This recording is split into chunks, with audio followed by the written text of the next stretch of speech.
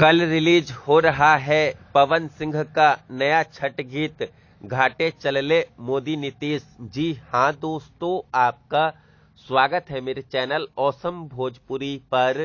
Video को पूरा देखिएगा। वीडियो पसंद आए तो वीडियो को लाइक और चैनल को सब्सक्राइब कीजिएगा। दोस्तों, अभी से लगभग थोड़ी देर पहले पवन सिंह के एक नए छठ गीत के पोस्टर को रिलीज किया गया, जिस छठ गीत का नाम घाटे चलले मोदी नीतीश है। दोस्तों, पवन सिंह के इस नए छठ गीत को पवन सिंह ने अकेले ही गाया है। वहीं दोस्तों, पवन सिंह के इस नए छठ गीत को अशोक शिवपुरी ने लिखा है और रत्नेश सिंह ने पवन सिंह के इस नए छठ गीत में म्यूजिक दिया है। दोस्तों, पवन सिंह का ये नया छठ गीत एक पॉलिटिकल छठ गीत होने वाला है।